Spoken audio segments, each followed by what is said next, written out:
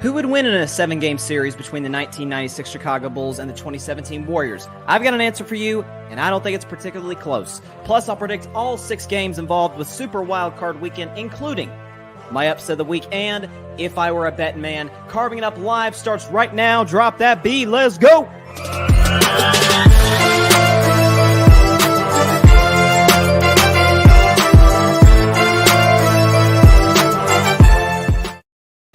Good evening, everybody, and welcome to Carving It Up Live right here on Facebook Live, YouTube, and on Twitter. As always, I'm Bryson Carver, and we got what should we say, a 2-topic show today. But they are 2 topics that are worth discussing and worth your time, and will certainly take up plenty of time on this show today. So the Warriors and Bulls play tonight. Not going to talk about the game tonight. It's a regular season game in January. Nobody's going to remember it 48 hours from now. But 96 Bulls, 2017 Warriors, I don't think it's even close who would win in a 7-game series. I'll discuss that. And Super Wild Card Weekend is here. The playoffs have come. We got 6 games, and I will discuss them. I will predict each and every one of them, including my upset of the week, and if I were a betting man, as I said in the intro right there. Let's start though, however, with the debate that's kind of begun in the last few days. And it's not like it hasn't been discussed before, but it has sort of revamped, and we can thank GQ for that because they interviewed Steph Curry. And the question was asked of him, hey, do you think your 2017 Warriors team would beat the 96 Chicago Bulls? And of course, Steph is going to say, yeah, I mean, of course I think we're going to, we'd win that series. But, I think it's interesting that what it is, and we all know it's 2 different eras competing against one another. 2 different eras. 90s was more physical. The refs let you get away with more contact. 2017, not as much. But you know what? How else the 2 eras are different that it really doesn't get enough credit for? It's this S word. It's a 5-letter word. It's called skill. The skill in 2017, it's only gotten better 5 years later in 2022, but the skill in 2017, league-wide in the National Basketball Association compared to the skill in 1996, it's not even a contest. Look, it's not even a contest. Let me give an example. Let's look at Damien Lillard. Not even the Damien Lillard, of course, he's out right now, but not even what we call prime Lillard. I wouldn't say he was in his prime in 2017. He's better than almost, I would say, I would take maybe 7 players from the 90s over Dame. That's Damien. I mean, like at the time, he was known as like the 4th or 5th or 6th best point guard in basketball. Like we all considered obviously Steph better, and Westbrook won MVP that year. Some could argue John Wall at that time. James Harden might as well have been a point guard. He led the league in assists that year. You had a Kyrie Irving, who's going to become relevant in just a second to this discussion, believe it or not. Like they're better than Damian Lillard at that time, and he's better than, I would say, the vast majority of players in 1996. So, people say, well, if it's played in the 90s, and even I fell trap into this. If it's played in the 90s, you take the Bulls. If it's played in 2017, you take the Warriors. I think if you just play a basketball game, there's no refs.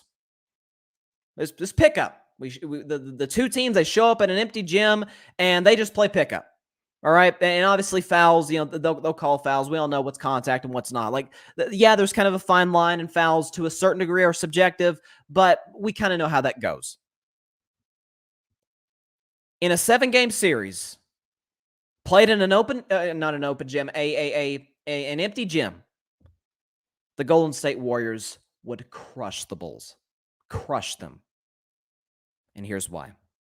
So people like to compare the 96 Bulls and the 2016 Warriors, the team that went 73-9. Steph Curry had one of the greatest individual seasons that any player's ever had. And they get to the finals, and of course, infamously, don't remind me, we blew a 3-1 lead to the Cleveland Cavaliers. And people are like, oh, how could you blow a 3-1 lead to Cleveland? Which, yeah, you can't blow a 3-1 lead, period. But people seem to be dismissing Cleveland as if LeBron and Kyrie and Kevin Love are bums. Okay, 2017 comes around. Of course, we all know they had Kevin Durant on July the 4th of 2016. 2017 finals rolls around and Golden State wins in a gentleman's sweep over the Cavaliers. Here's what's interesting about that. Let me show you the stats. The big three in Cleveland. LeBron James, of course, Kyrie Irving, Kevin Love. Like this is the three-headed monster that the Warriors had to face in 2016. You want to look at their numbers from that year? Let's do it.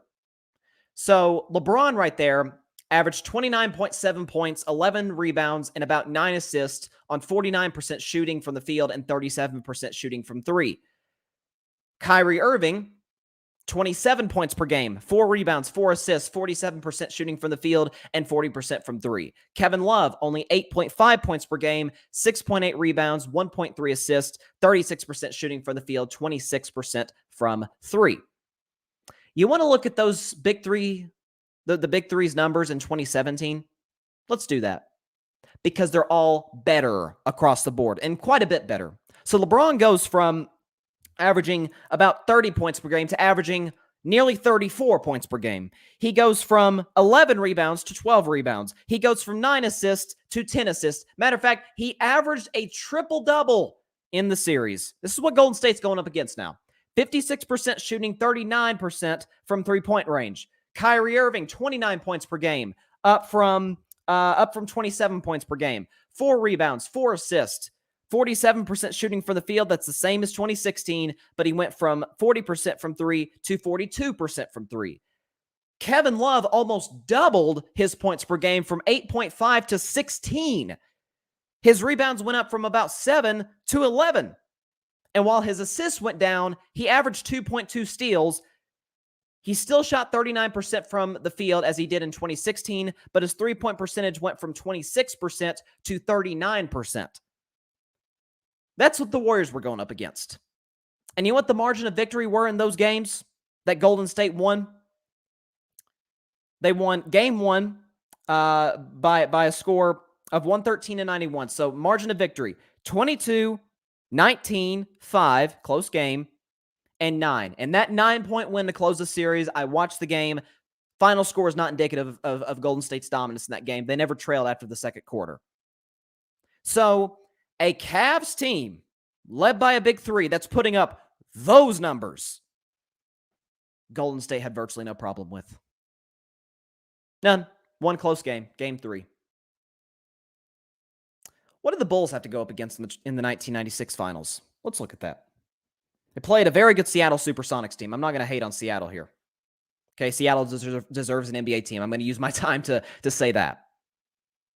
You know the 3 leading scorers for the Supersonics were? Sean Kemp, who averaged 23 points per game. Gary Payton, who averaged 18 points a game. And Detlef Schrempf. You didn't think I knew who that was, did you? 16 points per game. Let's put the Cavs stats back up there. So, Sean Kemp averaged 23. LeBron averaged 33. Gary Payton averaged 18. Kyrie averaged 29.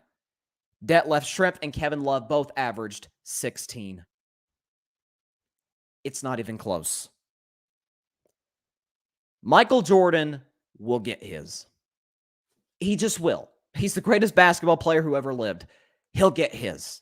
Okay? He'll be a pain in the butt for Golden State. I would say they'd probably put Klay Thompson on MJ. Maybe they'd switch Iguodala onto him and maybe put Draymond on him a little bit. Regardless of what defender the Warriors would put on Michael Jordan, wouldn't matter. He'd get his. He'd get his 30. Matter of fact, in this series, you know he averaged? 30. Everybody else for the Bulls against that Warriors team, Scottie Pippen, he'd be fine offensively. Kukoc, I respect Kukoc. Steve Kerr could shoot. Here's my question to you. What are the Bulls going to do to stop Kevin Durant? What are they going to do? Most skilled scorer that the game of basketball has ever seen. I'm not saying he's the greatest scorer. I am saying he's the most skilled scorer. Gets up out of bed and averages 30 in his sleep, right? 7 feet tall, moves like a point guard, can shoot like a shooting guard, can shoot over centers, can cross up guards. 90% free throw shooter, 50% from the field, and can easily shoot 40% from three-point range. Yeah, but Dennis Rodman's going to stop KD. Yeah. Dennis Rodman's going to stop KD. First of all, you can't stop great players. That's why I'm about to get into Steph in just a second. But with Kevin Durant, who was the best player on that team, you can't stop that. I don't care how physical you play. Did you? And look, PJ Tucker's no Dennis Rodman, obviously. But did you watch that series when the Nets played the Bucks and KD had virtually no help in the last 3 games of that series? They put PJ Tucker on KD, who was hacking at him, beating him up, swatting, hard fouls, and KD just dropped a casual 49 points and then 47 points in Game 7. He'll get his 30 with ease. Some way or another. If it's at the free throw line, if it's by jumpers, fadeaway shots, getting to the rim, don't matter. KD's getting from three-point range, KD's getting his 30. Now let me ask you this question. What are they going to do to stop Steph? One of the greatest ball handlers the game has ever seen. He's the greatest shooter the game's ever seen. We all agree on that. He moves constantly. This is why he's one of the hardest players in the world to defend. And any NBA player will tell you this. It's what makes Golden State's offense so difficult to stop. Steph's just running everywhere. He's running off picks. He's running off screen. I mean, he's running all over the place. He never stops. Ron Harper's going to be able to compete with that? Really? You think Michael Jordan, even as great a defensive player as he was, he can't run forever. He can't run forever. And if you do stop Steph, then what are you going to do to stop Clay? Who, in my view, is a top 3 shooter in NBA history. Every three-point record Steph doesn't have, Clay has. Go ahead, Chicago. You can get your 2s, but Golden State will kill you from the three-point line. You can't stop KD. I don't care what era you're in. You're not stopping KD. Even if you do limit, you can't stop Steph Curry. You can't stop great players. Even if you limit Steph Curry, what you going to do about Clay? How about Draymond? Draymond compared to Rodman. People compare Draymond and Rodman a lot, and I've always said I don't understand why people do that, because Draymond and Rodman are completely different basketball players. Dennis Rodman's the greatest rebounder of all time. No doubt about it. Right? In the rebounding department, he's got Draymond beat leaps and bounds. But Draymond has Rodman beat leaps and bounds everywhere else. Scoring, Draymond's not even a great scorer. I believe he averaged double figures in the 2017 finals. He initiates the offense. Defensive players, I think it's a wash. Like, Rodman could guard 1 through 5, so can Draymond. Both are long, both are incredibly smart defenders. But Rodman will go down as the greater player of all time, but as far as an all-around basketball player, Draymond's a better basketball player than Dennis Rodman. I mean, he is. You don't have to worry. You've seen those stat lines on Instagram, right? You know those when people post those stat lines that don't make sense, and you see Dennis Rodman 0 points, 0 assists, 30 minutes, 22 rebounds, right? I mean, that's what he did. That was his role. He knew his role better than just about any player maybe in the history of the game. Draymond could do everything else better than Dennis. Everything else. Tony Kukoc. Funny. We've already got a Tony Kukoc. His name's Kevin Durant. He was way better than Kukoc because he can handle it better than Kukoc, shoot it better.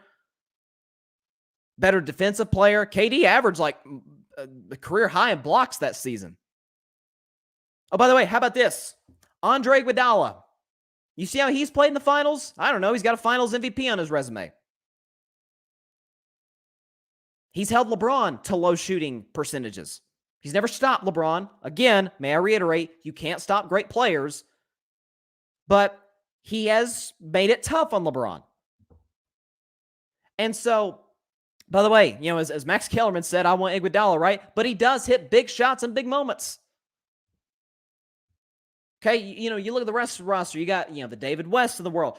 Steve Kerr was a nice player. It's funny, you have Steve Kerr playing, Steve Kerr coaching. That I don't think that really worked. But Steve Kerr was one of the better underrated shooters. Matter of fact, Steve Kerr holds the NBA record for greatest three-point shooting percentage at like 45%. Right? Credit to Steve Kerr. But if you compare best 5 players to the Bulls, best 5 players to the Warriors, I'm not sure the Bulls would have beaten the Cavs in 2017. LeBron's averaging 30. Kyrie's averaging 30. Kevin Love's giving you a double-double every night. What are you going to do to stop that? And so it's all a matter of skill. It's all a matter of skill. Golden State is more skilled than Chicago.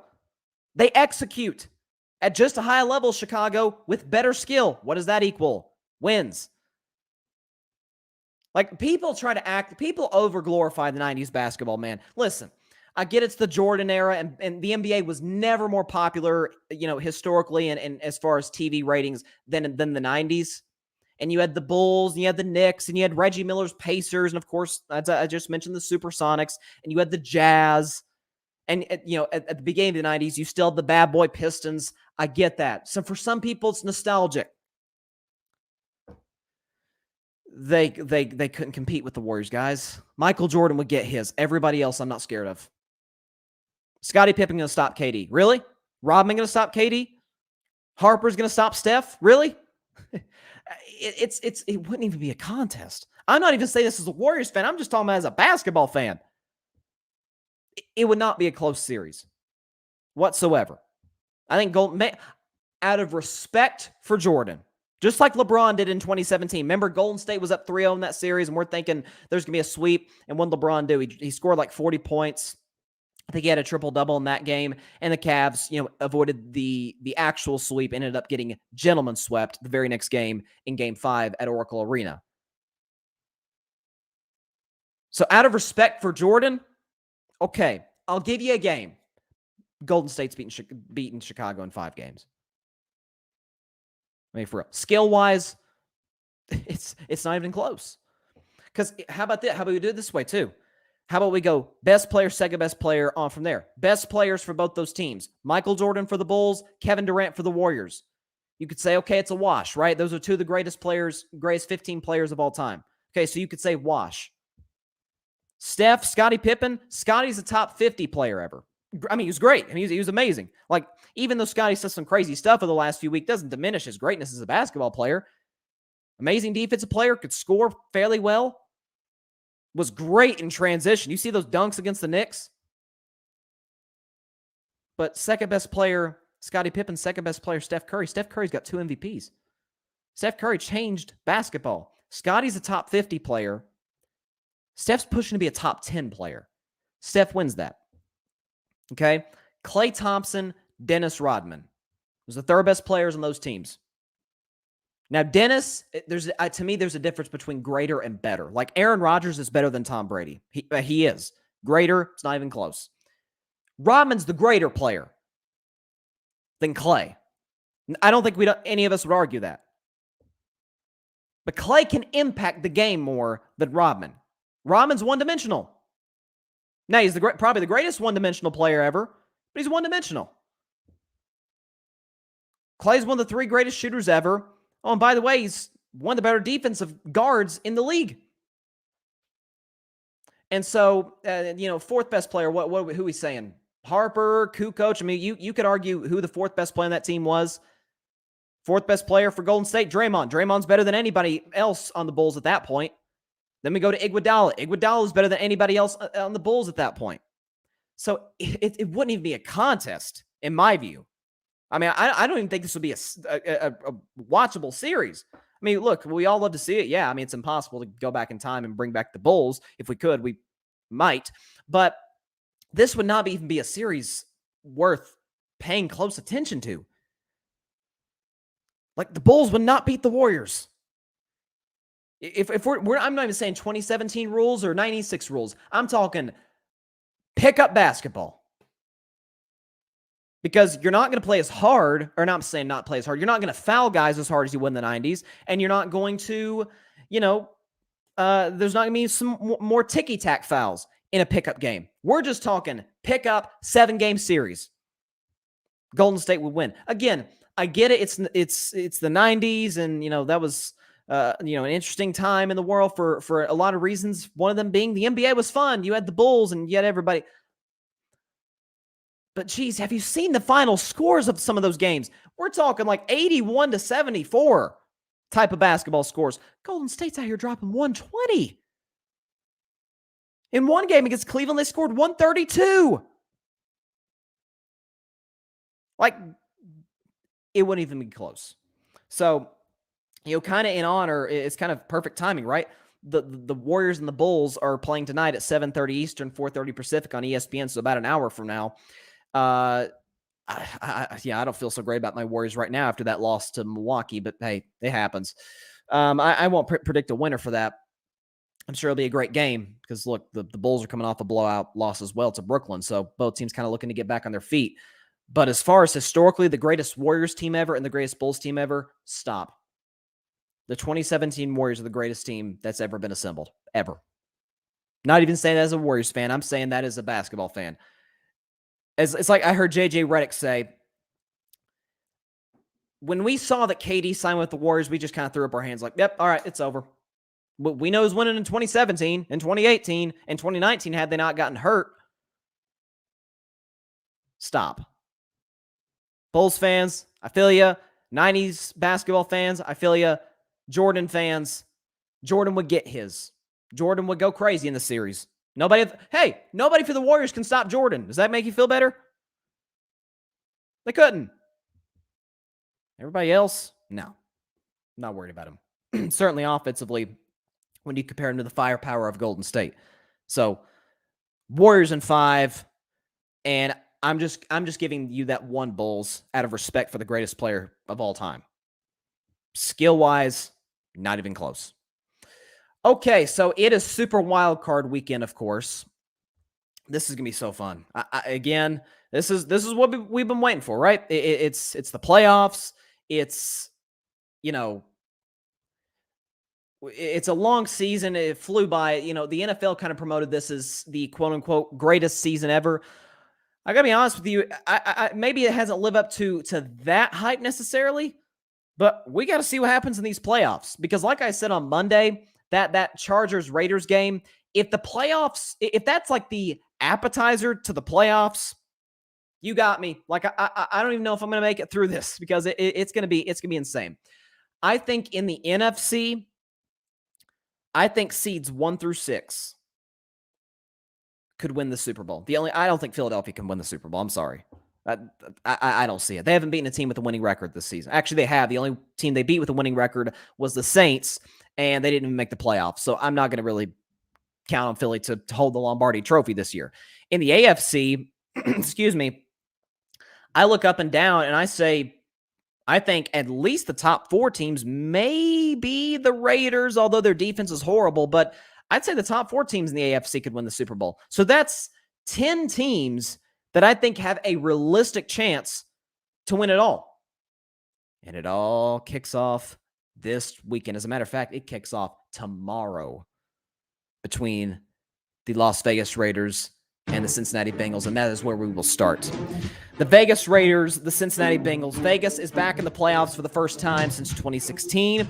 Of course, they lost that playoff game that year to the Houston Texans because Derek Carr was out with a broken leg. And the Cincinnati Bengals are back in the playoffs for the first time since 2015. In that game, A.J. McCarron started, and they lost a narrow one to the Pittsburgh Steelers, probably better known for the Vontaze Burfict hit on Antonio Brown that put the Steelers in field goal range, and they won it at the Horn. So, in this game, the Bengals are favored -5.5.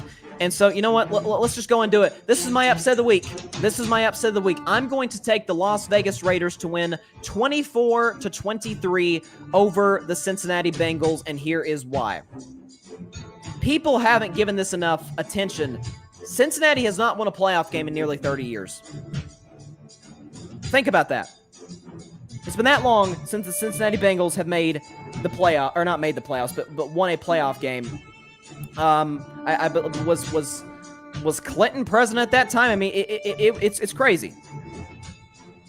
So for the Raiders, you see that this is a team that's been down it all season. This is a team that's been down it all season long, and so Derek Carr. What he's done for this team all season, with the playmakers they have, Hunter Renfrow, Zay Jones, Darren Waller is healthy. You have Josh Jacobs in the backfield.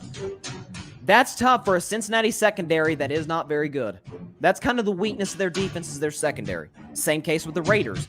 And so what it comes down to is you've got two quarterbacks, both in their first playoff starts. You've got two defenses whose back end is the weakness of their entire football team. You've got two coaches coaching their first ever playoff game. So this is going to be a game of inexperience. I'm going to bet on the Raiders and Derek Carr more than I'll bet on Joe Burrow. This isn't even a shot at Burrow. Okay, like, don't say, oh, you're just holding this over from the 2020 draft. No, like, I've already admitted I was wrong on Joe Burrow. That's fairly obvious. Very obvious. But Derek Carr this season, I've said it. After that win against the Chargers, top 3 for MVP. Top 3 for MVP. Because all the stuff that they have went through, and not to take a shot at Bengals fans, it's not Arrowhead Stadium. Paul Brown Stadium is not Arrowhead. It's not Lambeau. It's not the Superdome in New Orleans. It's not a massive home field advantage. And the Raiders have played in cold weather all season. They went to Kansas City. They won at Cleveland. They know cold weather. So this isn't going to be an issue for them. And so I'm going to take the Raiders in my upset of the week to win this game 24-23 and advance to the divisional round improbably. The game that night, I can't wait for this. The game that night, the New England Patriots and the Buffalo Bills, the third time that these two teams will take on one another this season. Two division rivals. The Patriots won the first game in Buffalo. The Bills won the second game in Foxborough. The Bills won the division. The Patriots are the wild card team in this scenario. The Bills in this game are favored -4.5. That line has kind of crept up a little bit. It was at 4. It's now at 4.5. It sounds about right. This is going to be a close game because at kickoff, the weather is going to be 0, and it's going to feel like -6 Fahrenheit. I'm not talking Celsius. We're not talking freezing weather. We're talking way below freezing. 0 degrees at kickoff. It'll feel like -6. Okay? By the way, the high in Buffalo tomorrow is 9, so God bless you, Bills fans. That's the only fan base I think that could sit through this. Them and Packers fans. When I look at this game, for the New England Patriots, right? We know the last game in Buffalo where Mac Jones infamously threw 3 passes. He went 2 for 3 for 19 yards. He should have been 1 for 2 for 7 yards because he audibled into a pass play in the first quarter, and Josh McDaniels was livid on the sidelines after he did it. They did that because of what?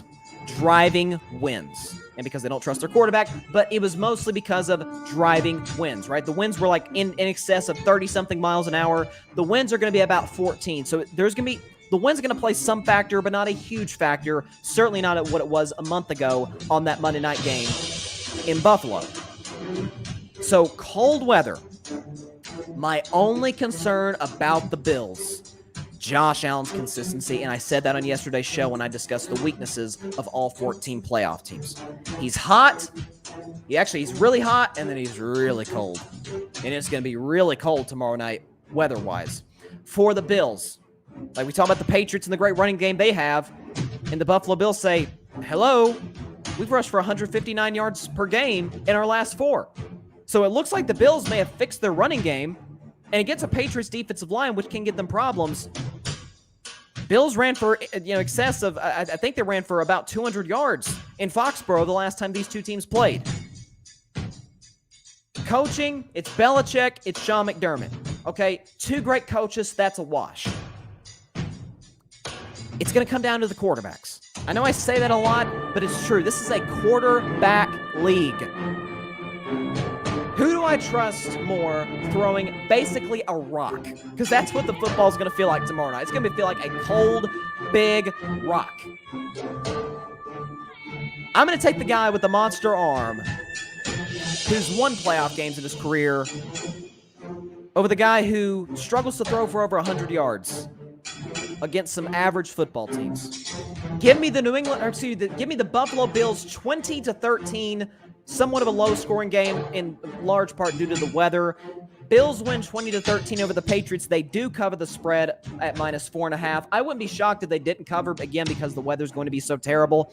But you're telling me Mac Jones is going to beat Josh Allen in this temperature when he has no deep ball, no deep guys to throw the ball to, right? No deep ball receivers. The running game, yeah, I respect the Patriots running game, but I also kind of respect the Bills running game as of late. And so, give me the Buffalo Bills to end the Patriots season at 20-13. I know that's going to make the Mac Jones fans sad, but frankly, it'll be kind of joyous for me because I think he's been overhyped all season long. I think he was overhyped before the draft. And we're going to see that tomorrow night on CBS.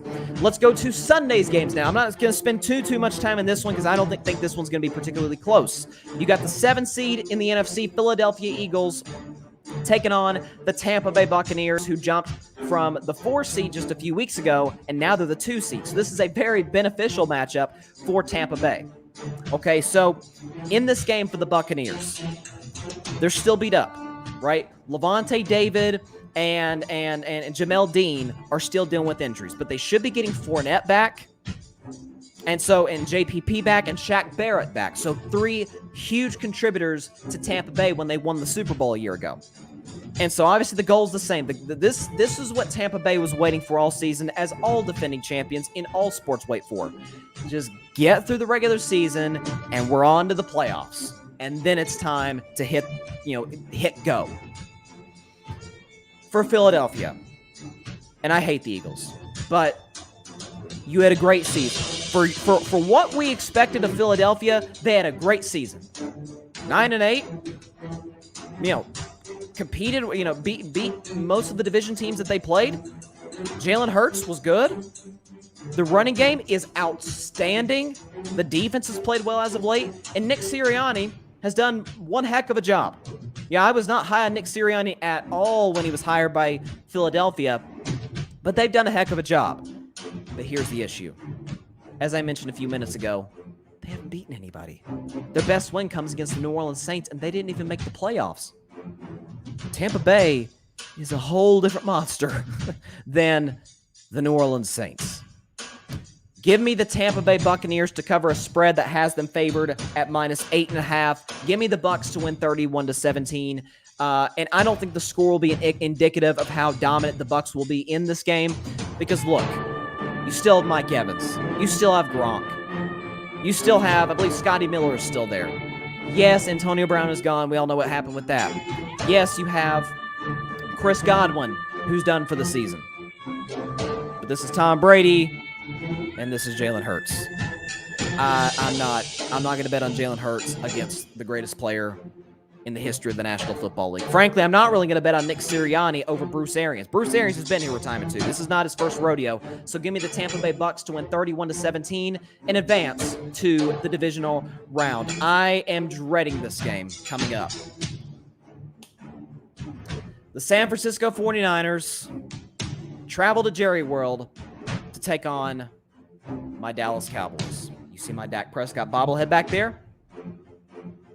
And look, I will say this, in the 2 of the last 3 games, that bobblehead has been in the living room with me watching the game. And, well, he hasn't been watching the game. I've been watching the game with the bobblehead next to the TV, and they've scored 50 points in those 2 games. So maybe I found the formula. But in all seriousness, for San Francisco, they survived by the skin of their teeth at the Los Angeles Rams in SoFi in what might as well have been a home game. There was a lot of 49ers fans there. I'd say they probably outnumber the Rams fans, right? It was loud when the 49ers were on offense. They came back from 17 down, 17-0. They come back and win the game in overtime. You have Jimmy Garoppolo, who's got a beat-up thumb. You should hear how bad the injury is. Like, I've seen what sources have said close to the 49ers. It is nasty. But, as we saw on Sunday, you still got Deebo Samuel, who's one of the best playmakers, if not the best overall playmaker in the NFL. You still have a guy in George Kittle. You still have, obviously, who's the best overall tight end in football. You still have Trent Williams, who's coming back from injury. Like, they won that game last week without arguably the best left tackle in football, in Trent Williams. You still have Nick Bosa on that defensive line wreaking havoc. You have a good secondary led by my man Emmanuel Mosley. Jawan Jennings even. My man, I love Jawan Jennings, but I didn't see this coming in what he did last week, catching a touchdown pass from Deebo. So the 49ers are playmakers galore, and Kyle Shanahan, y'all know this is fairly obvious. I definitely trust Kyle Shanahan more than I trust Mike McCarthy. Right now, the Cowboys are favored -3, so this is the only game this weekend where Vegas is saying, We give up. Pick them. Because the Cowboys are at home. Home team gets 3 points automatically. On the Cowboys side of things, you have Dak Prescott, who had the best season of his career statistically. You have Ezekiel Elliott, who, for all his struggles, ran for over 1,000 yards for what it's worth. CeeDee Lamb had over 1,000 yards receiving. Amari Cooper, we all know he's a better player at home than on the road. We all know that Cedric Wilson fits the offense better than Michael Gallup. Blake Jarwin's back. Dalton Schultz has had an excellent season. And defensively, they've got one of the 5 best defensive players in all of football in Micah Parsons. I'm not saying he's defensive player of the year anymore. That's TJ Watt. Micah Parsons is a game wrecker. I said the Cowboys don't have a ton of special players a couple weeks ago. He's one of them. He's a special player. He's unbelievable. You got Trayvon Diggs, of course. I'm interested to see what Dan Quinn does with Trayvon Diggs. You have a defensive line that is comparable, I think, to the 49ers. With DeMarcus Lawrence, Neville Gallimore, Randy Gregory. Even Carlos Watkins has made an impact this season. So I think this is about as evenly matched a 3 seed versus 6 seed game as we've ever seen. I'm about to shock some people right here. The Cowboys are not going to cover. However, I do have them winning this game 27-26, and I believe it takes a game-winning drive by Dak Prescott to win it. I have too much respect for San Francisco to say that they won't cover. And again, game plan-wise, Kyle Shanahan versus Mike McCarthy. Kyle Shanahan out-game plans Sean McVay every time they play. That's Sean McVay we're talking about. So against Mike McCarthy, oh yeah, I'm scared. I'm very, very scared for this game. This is not the match. I would have much rather preferred the Arizona Cardinals come into town as opposed to the San Francisco 49ers. But that's how the cookie crumbled. Dallas will play San Francisco in a rematch almost 40 years ago to the day of the catch game, right? By the late, great Dwight Clark. I think Dak turns into Joe Montana on the final drive, leads the Cowboys to a comeback win, 27-26, and they barely survive and advance to the divisional round for an opening day rematch against the Tampa Bay Buccaneers. Let's go to the night game. The night game, which has the biggest spread of all, and for good reason. You got the Pittsburgh Steelers, who you want to talk about by the skin of their teeth getting into the playoffs. They needed to beat the Ravens, and they needed all kinds of help in order to get to the playoffs. But they got it. The Colts inexplicably lost to the Jacksonville Jaguars, and the Raiders and Chargers didn't tie. They almost did, but they didn't. Game-winning field goal by the Raiders. Daniel Carlson got the Steelers into the playoffs. I will say this, though. Big Ben delivered what sounded like a concession speech the other day. It sounded like he's already accepting the fate of his team. And it's safe to say that the Steelers are huge underdogs against the Chiefs. They're 12.5-point dogs. And for good reason. The last time these two teams played, Kansas City absolutely crushed Pittsburgh. Game wasn't even a contest. Now, Clyde Edwards-Helaire, by all accounts, is going to be out for Sunday night. So that is a big loss. But this is Patrick Mahomes. This is Tyreek Hill, who is going to be ready to go, and Travis Kelce. And the playmakers that this team has. The defense is inconsistent. Yes, I said that yesterday. But I'm not worried about them against Big Ben. I'm not. Good for Ben. He gets one last hurrah, one last game. But this one's going to be the blowout of the week. Matter of fact, it is my... Would I have Bettin Man? It is my if I were a Bettin Man. Give me the Kansas City Chiefs to cover the minus 12.5-point spread and win 34-16 over the Pittsburgh Steelers. I don't think this is... Now... John disagrees with me. He says take the Raiders with the points and take Pittsburgh with the points. I took the Raiders not just with the points. I took the Raiders to straight up upset. I got them beating the Cincinnati Bengals by a single point.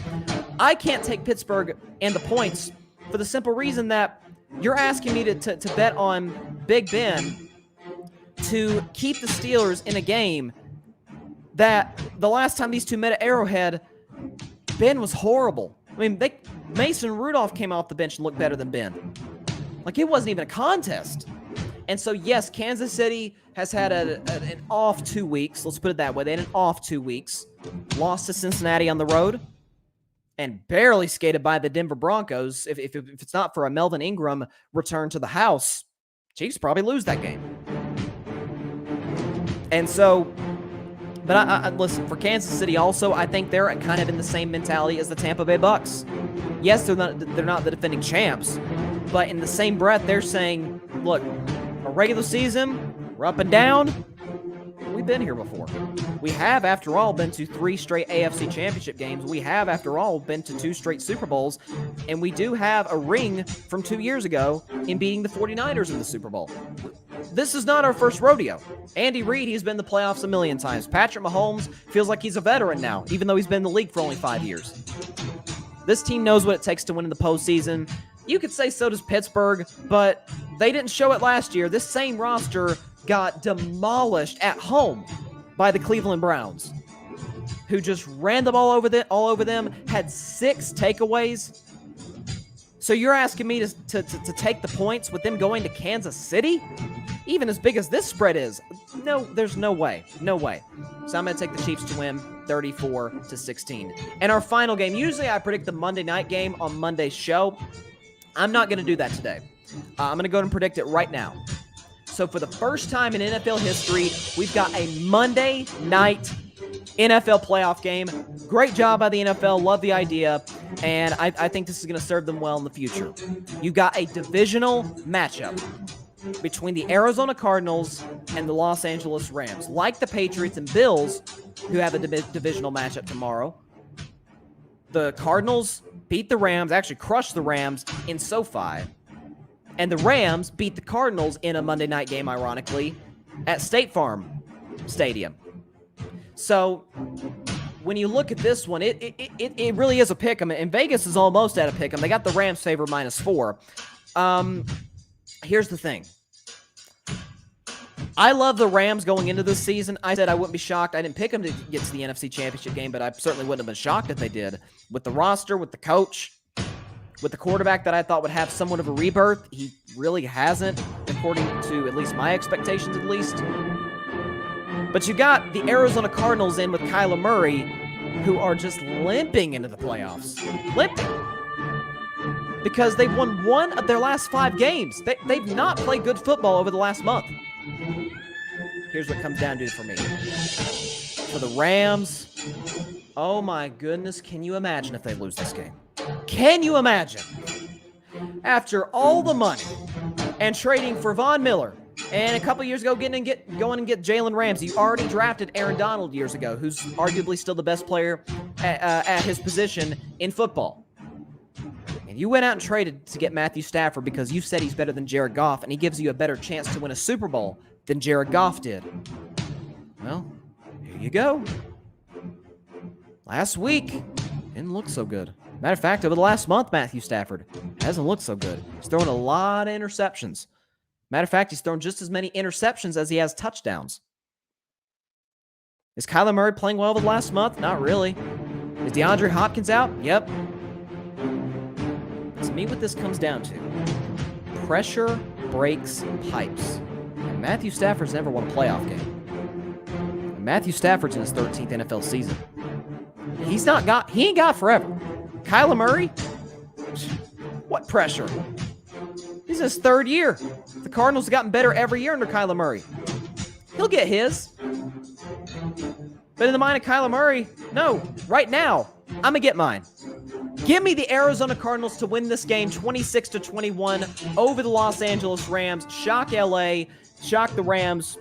Send them home. Because, look, ultimately, I trust Kyler Murray more than I trust Matthew Stafford. I get the Cardinals haven't played good football lately, and the Rams as a team have played better than the Cardinals. But, again, this is the playoffs. This is a different animal. What you did in the regular season does not matter. It doesn't matter. It's win or go home. Every game in the playoffs is a Game 7. You don't lose and you say, well, we'll get them in Game 2. Nope. You lose, pack your bags, pack your lockers, see ya in training camp. That's the mindset for all of these teams. And so I think the pressure is going to overwhelm Matthew Stafford. It may even, to a certain degree, overwhelm Sean McVay. He's the one who started the beef with Jared Goff. I'm not even a Jared Goff apologist. I've never been a big Jared Goff fan. But you go and get Matthew Stafford, who's never won a playoff game. Well, Now's his best opportunity to do so. I'm gonna take the Cardinals. I am 26-21. I think Kyler Murray outplays Matthew Stafford. I think Stafford, as he has multiple times over the last few weeks, is going to give the ball away, put the Cardinals offense in good field position, which they're going to need without DeAndre Hopkins. I say Zach Ertz catches a couple touchdown passes, and Arizona wins it and advances to the divisional round. So, and I don't have the graphic here with me, but let me look at a couple comments real quick. Let's see. John says storybook. Do it for Ben. Do it for Ben. Look, Ben's really turned his life around. I have a lot of respect for what he's done, personally, and how he's kind of he's turned his life around, his family life, and things of that nature. And I wish Ben the best in retirement, of course, as you wish every player the best in retirement. But that's Arrowhead Stadium. That's a different monster. And I get it. It's Mike Tomlin. I don't bet against Mike Tomlin. It's a great defense led by the defensive player of the year. It's not JJ Watt, TJ Watt. But that's also Patrick Mahomes. That's also a Chiefs team that has represented the AFC in the last 2 Super Bowls. And this is a Pittsburgh team who a year ago dominated by the Cleveland Browns at home at Heinz Field. So no way I'm taking the points. I usually, if I were a betting man, I don't ever touch the lines that are like where a team is a double-digit favorite. Like usually I try to stay as far away from those as possible. This week, I mean, you saw what Ben said or the last or a few days ago. It sounded a lot like a concession speech. Like, hey, we're really not supposed to be here. We're just gonna go out there, have fun, and we'll see what happens. We're probably not as good. We're probably not near as good as they are, but we'll see what happens. That's a concession speech. There's no way. And John just says the NFL got it right. They did. And so I think this weekend's going to be awesome. And I must remind people that a year ago, I mean, my regular season predictions are kind of average. I mean, I usually predict like 60-ish% of my games, 65% of my games correctly. But last year, the playoffs, I'm just telling you all the facts. I'm just telling you the facts. You can listen to it for yourself last year. Wild card weekend last year, I went 4-2. Okay, well, that's pretty good. Winning record. I went 4-2. I went undefeated after that. Now, it's only 7 games. I get that. The 4 divisional games, the 2 conference championship games, and the Super Bowl. It's only 7-game sample. I get that. But I'm just saying. And I picked the Buccaneers to win the Super Bowl and beat Kansas City in the process a couple Septembers ago, and then it manifested itself. I'm just saying. So if this comes to fruition, if these are the teams that's going to win, again, I don't have the graphic with me. I probably should have got one. But it will be, let's see, in the AFC, it would be the Raiders taking on the Titans. That would be a very interesting matchup, especially with as bad as the Raiders defense is, and you got Derrick Henry with fresh legs. That might be an avalanche coming the Raiders' way. Then you would have the Bills taking on the Chiefs. I would kind of favor Buffalo in that game, to be honest with you, because it's kind of like Georgia and Alabama. Like Georgia constructed their roster to beat Alabama. Matchup-wise, the whole bit. Same thing with Buffalo. They constructed their roster to beat Kansas City. Now, Tre'Davious White's gone for the year, so that's a big one. But it's a physical team. They don't care. They've won at Arrowhead. They did earlier this season on Sunday Night Football. I get the Chiefs beating the playoffs last year, but I'd probably take the Bills if that's the case. And in all likelihood, that is going to happen. We're going to get a Bills-Chiefs AFC Championship game rematch, and I would probably take the Bills right now. And so then in the NFC, you would have the Cardinals. If the Cardinals beat the Rams, the Cardinals would go to Green Bay. That would be fascinating. And I forgot to mention this, J.J. Watt's coming back. And probably J.J. Watt's coming back from injury for the Cardinals, and he's been doing team drills. He's been practicing. And so for a Packers rush defense, which is horrible. Well, now you bring in James Conner, who's among the leaders in touchdowns this season. You've got Kyler Murray, who is a video game, right? He can run it. He can throw it deep on you. Hopkins, I would think, would be back by that point. I don't know, Green Bay. That would be an interesting one. And then probably the better game would be the Cowboys going to Tampa Bay for a rematch with the Bucs. Again, I had the privilege of being at opening night in Tampa Bay when they unveiled the Super Bowl banners. It was an outstanding game. It was really one of the best games of the season. I mean, first game of the season was probably one of the 10 best games of the season. It went back and forth, teeter-totter. Dallas has a 2-point lead, but as I put on my social media after Zerline made that kick, I said, I've seen this movie before. I hope the ending don't manifest itself again, but I've seen this movie before. And so, and of course, the movie played itself out yet again. Tom Brady drove the Bucs down, kicked a game-winning field goal off the foot of Ryan Suckup, and started the season 1-0. And Dak said when he and Tom met at midfield, he said, "We'll see y'all again." Well, if both teams win, they will see each other again, which would be very, very interesting. And I think Dallas actually matches up pretty well with Tampa, but again, that's the GOAT. Not going to bet against him. But we got to see. We got 2 games tomorrow, 3 games on Sunday, and 1 game on Monday. So, of course, on Monday's show, I'll react to all 5 playoff games. I can't wait. This is my favorite time of the year football-wise. Now, sports-wise, I always say my favorite month is October because all 3 sports are going. You got the NFL's kind of kicked off already. They're a month in. You got the baseball playoffs. The NBA season is starting. Like, it's just kind of the best of every world. But my favorite time football-wise, it's January. It's January. You got the matchups. You've got the playoff games. You got 14 teams with dreams of hoisting the Lombardi Trophy on February 13th. Well, unfortunately for 6 teams, those dreams will be no more. So I feel really good about my picks. Upset of the week is Raiders over the Bengals. If I were a betting man, give me the Chiefs minus 12.5 to cover over the Pittsburgh Steelers. And as for the rest, I've got the Bills beating the Patriots. I've got the Bucs beating the Eagles, the Cowboys barely skating by the 49ers, and the Cardinals beating the Rams. So there we go. With that, that's all the time we have for tonight's show. Appreciate everybody stopping by. As always, be sure to catch Carving It Up live at 6 p.m. Eastern, 3 p.m. Pacific time on Facebook Live, YouTube, and Twitter on Monday. If you're listening to the Carving It Up podcast, we appreciate that as well. You've been listening on Spotify, iHeartRadio, Google Podcast, Anchor, as well as wherever you listen to your podcast. So until Monday, we got a weekend full of playoff football. We got a weekend full of game 7s, basically. And I cannot wait. So see you on Monday. Have a great weekend. God bless you all. Peace out. I'm out of here. Thanks so much for watching the show on YouTube. Be sure to click that big red subscribe button and go check out the other clips and full shows of Carving It Up Live. Have a blessed day.